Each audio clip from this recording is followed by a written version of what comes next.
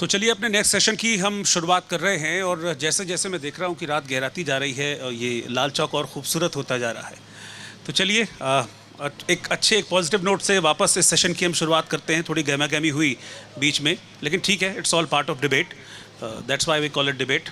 Disagreements हर जगह होते हैं, लेकिन शुरुआत कर रहे हैं वापस। फिर कश्मीर की बात मैं करने आया हूँ तो मैं कश्मीर की बात ही करूँगा और मैं साजिद आपसे शुरुआत करना चाहूँगा क्योंकि आप एक यूथ भी हैं और जब भी कश्मीर की बात होती है तो अभी पिछले जो हमारे साथ लोग थे डिबेट में, जो हमारे पैनलिस्ट थे, वो भी यूथ की बात कर रहे थे कि यूथ को कुछ मिला नहीं, क्या नहीं क्या नहीं। आप भी एक यूथ हैं, आप किस तरह के चेंजेस पिछले कुछ वक्त में, पिछले कुछ सालों में अगर हैं तो क्या आपने नोटिस किए हैं, और हैं तो क्या है वो हमको बताइए। देखिए रोहित जी, पहली चीज़ है कि जो अभी मेरे से पहले पैनलिस्ट थे, मुझे नहीं लगता कि वो किसी यूथ के बारे में बात कर रहे थे। वो वही बोल रहे थे जो पाकिस्तान पिछले 30 साल से बोल रहा है। तो मुझे नहीं लगता कि जो हमारा इससे पहले पैनल था वो कुछ नया बता रहा था। पाकिस्तान भी बता रहा है कि यहाँ पे जो एब्रोगेशन ऑफ आर्टिकल 370 वो इलीगल हुआ। ये जो हमारे इससे पहले पैनलिस्ट थे वो भी वही भाषा बोल रहे थे। तो मुझे नहीं लगता कि सही रहेगा कि इनको ये बताने कि यूथ के बारे में बात करके, अगर इन लोगों ने यूथ की बात बोली होती तो ये एम्प्लॉयमेंट के बारे में बात कर लेते, ये डेवलपमेंट के बारे में बात कर लिए, रोज़गार के बारे में बात करते हैं। मुझे नहीं लगता कि किसी भी पैनल ने इस विषय पे कोई बात की। तो ये बहुत ही गलत बात है अगर हम बता दें कि ये यूथ के बारे में बात की। ये देश को गुमराह करने की एक, मैं कह सकता हूँ, बात हो सकती है अगर हम इनको बता दें कि जो हमसे पहले पैनलिस्ट थे ये कोई सही बात कर रहे थे। तो मैं इनकी इज़्ज़त करता हूँ, इनकी सोच के साथ तो मैं हो नहीं सकता, लेकिन मैं एक चीज़ ज़रूर बताना चाहता हूँ कि आज भी वही सियासत करते हैं जो पिछले 30 साल से ये कर चुके हैं। इन लोगों ने सिर्फ कश्मीरियों के साथ आज तक सिर्फ बदला, इनके खून के साथ इन लोगों ने आज तक ये कह सकता हूँ कि इनके खून से आज तक खेला। रही पीडीपी एनसी और हमारे सो कॉल्ड अपनी पार्टी के जितने भी आज लीडर्स यहाँ पे बैठे हुए हैं, यहाँ सुन रहे होंगे चैनल पे, मैं आपके चैनल के माध्यम से ज़रूर उनको पूछना चाहता हूँ कि आप मुझे ये चीज़ बताइए। आप बड़े बड़े दावा करते हैं कि आज देखिए एब्रोगेशन ऑफ आर्टिकल 370 जो इलीगल था, इनकी एक ऐसी पार्टी थी जो पूरे मैदान में, पूरे जो सबसे पहले जो उनकी पार्टी के लीडर सबसे पहले वही थे जो प्राइम मिनिस्टर मोदी से मिल के आए। तो अगर इनको इतनी चिंता थी कश्मीरियों की तो इनके पार्टी लीडर, पहले बात ये बताइए मेरे को, पहले दिल्ली क्यों चले गए? वो कश्मीरियों का जब इतना इनको दर्द था, कश्मीर को छोड़ के दिल्ली क्यों चल गए?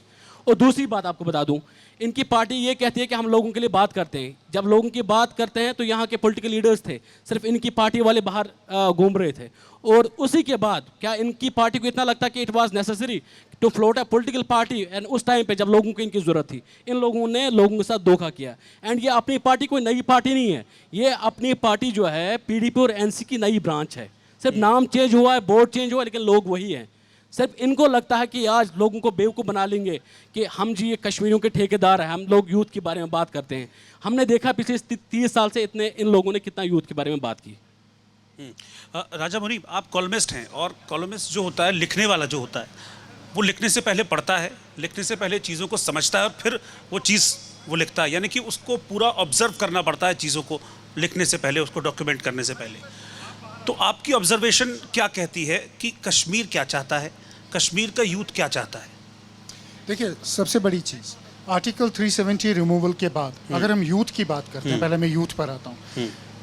यूथ ऑफ कश्मीर है फाउंड अ डिग्निफाइड लाइफ। एक भी स्टोन पेल्टिंग इंसिडेंट, एक भी बंदा स्टोन पेल्टिंग में नहीं मारा गया, एक भी कैजुअलिटी, पैलेट गन्स और ये जो ये सेल करते थे वर्ल्ड ओवर नैरेटिव, वो नैरेटिव जो है वो फॉल फ्लैट हो गया।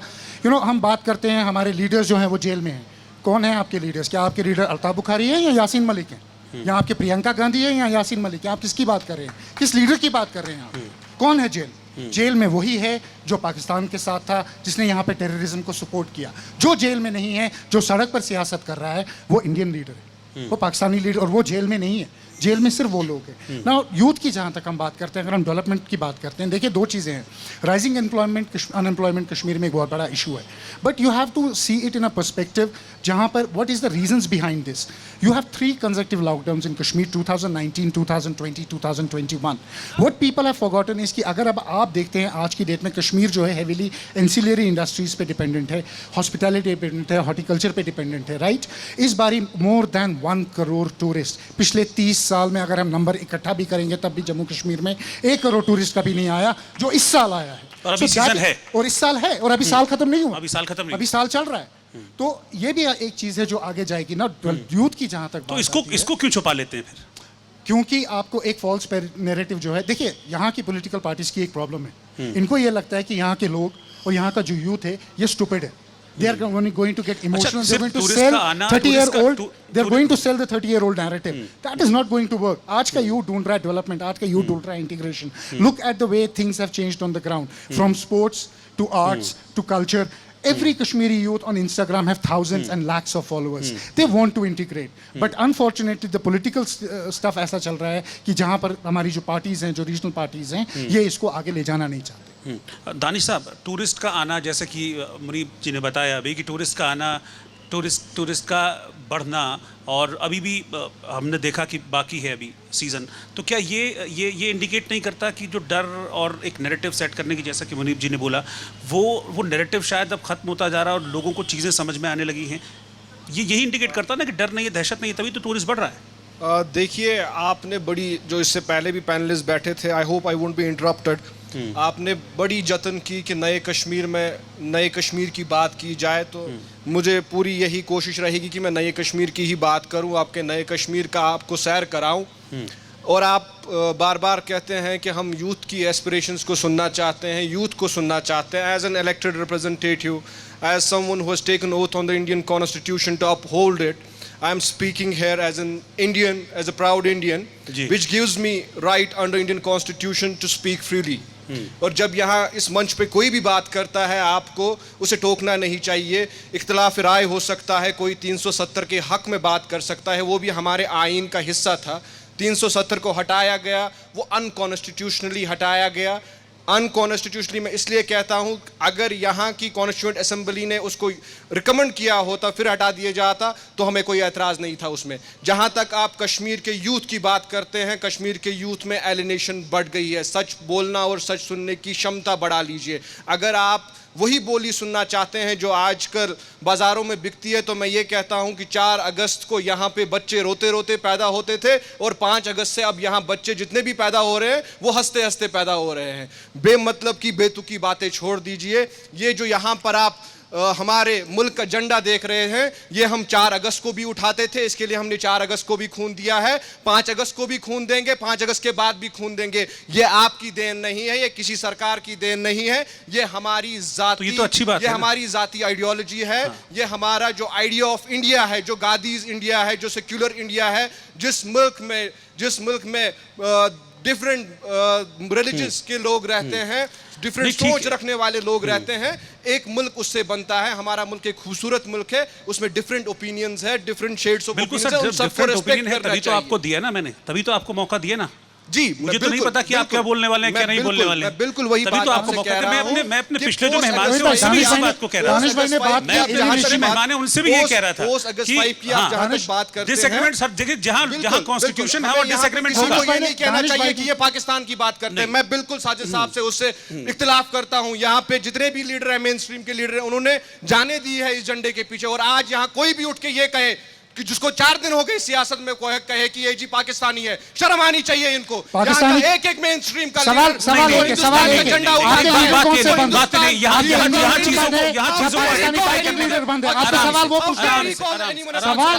सवाल है लीडर कौन से जेल में. हम सवाल है लीडर कौन से जेल में, वो बताइए कौन से लीडर जेल में. नहीं देखिए, सवाल हम डिबेट को डिबेट की तरह रखेंगे ना. सवाल उसका सर, हम किसी भी हम आउटरीच में नहीं आएंगे. हम वो तो जेल में नहीं है, प्यार से बोल रहे थे. वो तो ग्राउंड पे है, वो तो जेल में ठीक, आप बोल रहे थे, बड़े प्यार से बोल रहे थे. हिंदुस्तान के आइन के तहत आप बोल रहे थे, बड़े प्यार से बोल रहे थे. आपकी सारी बात सुनी भी मैंने. जब आप इंटरप्ट ना करें, मैं बड़े जब आप बोल रहे थे, बड़े प्यार से बोल रहे थे. आपकी सारी बात जो भी लीडर किसी भी बात को किसी भी मसले का हल हिंदुस्तान के आइन के दायरे के अंदर चाहता है, उसे पाकिस्तानी ना बुलाए. बजाय आप उसको एंटी बीजेपी बुला सकते हैं, मगर एंटी बीजेपी को एंटी नेशनल ना बनाए. ये एक बड़ी मुसीबत हो गई है कश्मीर में कि जो एंटी बीजेपी बात करता है, जो एंटी इनकम्बेंट गवर्नमेंट की पॉलिसी के खिलाफ बात करता है, आप उसको एंटी नेशनल टेंट कर देते हैं. माफ कर दीजिए हमें. न कश्मीर को बीजेपी कभी कबूल था, ना आज कबूल होगा, ना आगे कबूल होगा. इनकी आइडियोलॉजी से हमारा कोई मेल नहीं है. ये आपने अपनी बात कह ली, आपने अपनी बात रखी, ठीक है. बस मैं यही चाहता हूं कि हम अपनी बात रखें, लेकिन एक दायरे में रह के, क्योंकि हम एक डिबेट में हैं, हम पब्लिक को भी फेस कर रहे हैं, तो एक डिबेट में दायरे में. सैफुल्लाह साहब, आपका इस पर मैं रिएक्शन मैं चाहूँगा. आप किस तरह से देख रहे हैं कश्मीर में? आपको लगता है कि किसी तरह से कुछ चीज़ें बदल रही हैं? जो भी राय है आपकी. देखिए, सबसे पहले तो मैं अपने नाजरीन और हजरात को अस्सलाम वालेकुम. आप देखिए, दफ़ा 370 जब से हटा है, आप देखिए तिरंगा झंडा लहरा रहा है लाल चौक के अंदर. 70 साल से हम सफ़र कर रहे थे। एक डर हमारे दिलों के अंदर बिठाया गया था कि 370 है, 370 है। मुझे बताएं बेनिफिट क्या थे 370 के। मैं आपको चंद बातों के अंदर बेनिफिट ऑफ 370 जो टूटा है उसके बताऊंगा आपको। सबसे पहले आप देखिए, जो यहाँ कातिल बैठे थे, जो यहाँ कातिल बैठे थे, जिन्होंने कश्मीरी बच्चों के खून के ऊपर अपने महल बनाए, वो आज जेलों के अंदर है। नाम ले दूं? यासीन मलिक, शबीर अहमद शाह, नईम खान। कि जिसने गलत किया जी है वो जी जी जी काटेगा जी उसको, वहीं हिंदुस्तान का कॉन्स्टिट्यूशन वहीं है, आ रहा हूँ मैं उसके सर, वहीं आ रहा कॉन्स्टिट्यूशन हूँ। के आगे जो भी आएगा उसको सजा मिलेगी, जो गलत करेगा उसको सजा मिलेगी। यहाँ तक के 370 टूटने से पहले लाल चौक के अंदर कोई डिबेट नहीं होती थी। आज अल्हम्दुलिल्लाह अल्लाह का लाख लाख शुक्र है कि लाल चौक के अंदर डिबेट हो रही है, और डिबेट भी उस ढंग की हो रही है जिसे देखकर दिल खुश हो रहा है। एक अजीम मुल्क की डिबेट हो रही है यहाँ पर। मैं आपसे ये कहना चाहता हूँ, वो लोग जेल में हैं, कोई स्टोन पेल्टिंग नहीं है। सबसे बड़ी बात आप ये देखिए, हड़तालें नहीं है। जिन हड़तालों के अंदर हम 6-6 महीने फंसे रहते थे, यहाँ के लोगों के पास सिगरेट पीने के लिए पैसा नहीं होता था, अपने बच्चों के लिए पढ़ाई के लिए पैसा नहीं होता था। आज वही लोग दुआ कर रहे हैं जिन्होंने इस 370 को तोड़ा है। मैं किसी पार्टी को रिप्रेजेंट नहीं कर रहा हूँ, आप ये यकीन कीजिए। मैं सिर्फ इतना कहना चाहता हूँ कि जो कश्मीर के अंदर एंटी एलिमेंट्स हैं, जिन्हें इंडिया की बोली बोलने से तकलीफ़ होती है, उनको कुचलना चाहिए। जब तक आप उनको कुचलेंगे नहीं तब तक कुछ नहीं होगा। इनको कुचलना ज़रूरी है और ज़रूरी कुचलना पड़ेगा आपको। पाकिस्तान से आपकी वसातत से मैं उन लोगों से एक बात कहना चाहता हूँ जो इस टाइम पाकिस्तान के लॉन्चिंग पैड के ऊपर बैठे हुए हैं, जो इस तरफ आने की कोशिश कर रहे हैं। मैं उनसे कहना चाहता हूँ, मेरे छोटे भाइयों, मैंने ये टाइम देखा है। अगर आप पाकिस्तान के लॉन्चिंग पैड के ऊपर बैठे हुए इस तरफ आने के लिए, यहाँ आकर आप क्या कहते हैं उसे, अफरा तफरी फैलाने के लिए, तो प्लीज़ आप घर वापस जाइए। वहाँ जाकर आप अपने माँ बाप की खिदमत कीजिए। आपकी माँ के पैर के नीचे जन्नत है, आपका बाप जन्नत का दरवाज़ा है। जो गलतियाँ हमसे हुई हैं माजी के अंदर, उनको आप मत कीजिए।